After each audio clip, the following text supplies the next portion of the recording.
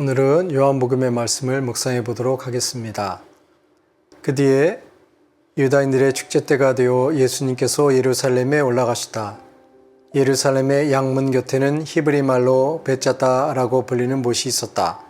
그 못에는 주랑이 5채 딸렸는데 그 안에는 눈머니, 다리 저느니, 발다리가 말라 비틀어지기 같은 병자들이 많이 누워 있었다.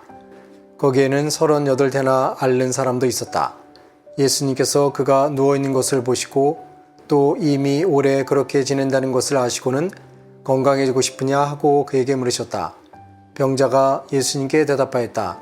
선생님, 물이 출렁거릴 때 저를 못 속에 넣어줄 사람이 없습니다. 그래서 제가 가는 동안에 다른 이가 먼저 내려갑니다. 예수님께서 그에게 말씀하셨다. 일어나 내 들 것을 들고 걸어가거라. 그러자 그 사람은 곧 건강하게 되어 자기 들 것을 들고 걸어갔다. 그날은 안식일이었다. 그래서 유다인들이 병이 나은 그 사람에게 오늘은 안식일이요 들 것을 들고 다니는 것은 합당하지 않소 하고 말하였다. 그가 나를 건강하게 해주신 그분께서 나에게 내 들 것을 들고 걸어가라 하셨습니다 하고 대답하자 그들이 물었다. 당신에게 그것을 들고 걸어가라 한 사람이 누구요? 그러나 병이 나은 이는 그분이 누구이신지 알지 못하였다. 그곳에 군중이 몰려있어 예수님께서 몰래 자리를 뜨셨기 때문이다. 그 뒤에 예수님께서 그 사람을 성전에서 만나시자 그에게 이르셨다. 자, 너는 건강하게 되었다. 더 나쁜 일이 너에게 일어나지 않도록 다시는 죄를 짓지 마라. 그 사람은 물러가서 자기를 건강하게 만들어주신 분은 예수님이라고 유다인들에게 알렸다. 참 예수님, 오늘 복음에서 예수님은 벳자다 못에서 38년 동안이나 움직임이 불편했던 한 병자를 치유해 주시는 놀라운 기적을 행하십니다. 근데 참 재미있는 것은 예수님께서 그 병자를 치유해 주시는 것과 대화가 참 재미있죠. 예수님께서 병자에게 건강하고 싶으냐라는 질문. 당연히 거기에 누워 있으니까 당연히 건강하고 싶은 것은 누가 봐도 분명한 사실임에도 불구하고 예수님은 건강해지고 싶으냐라는 어리석은 것 같은 질문을 하시죠. 그러자 그 병자도 또 건강해지고 싶습니다라고 한마디 하면 되는데 그렇게 하지 않고 물이 출렁거릴 때 다른 사람이 자기보다 먼저 들어갑니다라고 이야기를 합니다.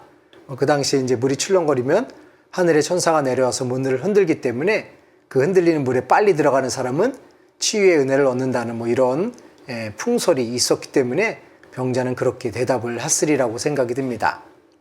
어쨌든 예수님의 질문이나 병자의 대답이나 좀 이렇게 굉장히 좀 거리감이 있는 그런 느낌을 주는데 거기다 또 재미있는 것은 일어나서 걸어가라 라는 것이 아니라 내 들 것을 들고 걸어가라 라는 표현을 하는 것을 보면 참 재미있는 내용이기도 합니다.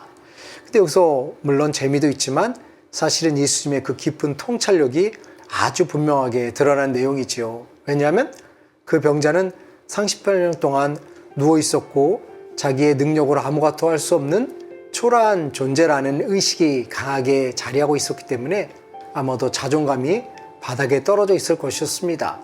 그래서 예수님이 건강해지고 싶냐라는 질문을 했을 때 건강해지고 싶어요 라는 응답을 하는 것이 아니라 다른 사람이 먼저 들어갑니다 라고 자신의 나약함을 회피하는 응답을 하게 되지요.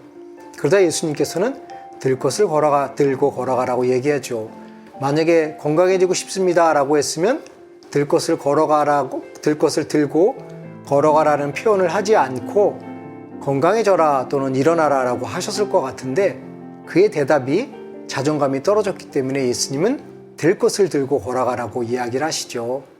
그 들 것을 들고 걸어가라는 의미는 이제 자신이 가장 안전하게 자신을 보호해주는 안식처와 같은 들 것을 이제는 포기하고 오히려 자신의 삶은 자신의 손으로 자신의 능력으로 만들어 나갈 수 있다는 것을 본인 스스로가 명확하게 의식하라는 의미에서 들 것을 들고 걸어가라 라고 요청을 하신 거겠죠. 그래서 그는 이제 자신은 들 것에 쌓여서 들 것에 의지하는 삶에서 벗어나서 독립적이고 자주적으로 그리고 자존감 있는 삶을 살라는 요구를 예수님께서 하신 것이죠. 이러한 예수님의 기적 행위를 보게 되면 참 너무 재밌죠.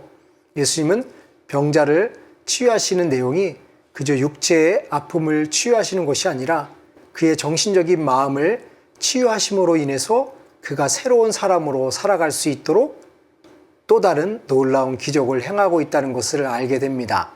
이처럼 예수님의 그 놀라운 기적의 행위는 우리가 생각하는 것처럼 단순한 육체의 병고를 해결해 주는 분으로 머무는 것이 아니라 그의 마음과 그의 정신과 그의 영혼에 새로운 영을 불어넣어 주셔서 그가 온전한 인격체로서의 삶을 살아갈 수 있도록 해주신다는 것이죠.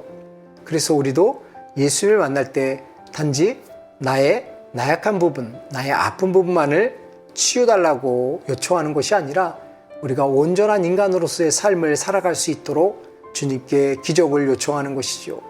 온전한 인간으로서 살아간다는 것은 단지 세상을 살아가는 건강한 사람만을 의미하는 것이 아니라 온전하기 때문에 한 걸음 더 나아가서 예수님께 의탁하고 하느님을 믿고 하느님과 함께 살아가는 영적인 삶을 지향하는 존재로 변화되는 것, 그것을 우리는 건강한 사람이 되고 그것을 통해서 우리는 예수님께 더 가까이 다가갈 수 있는 것이 아닌가 하는 생각을 하게 되지요.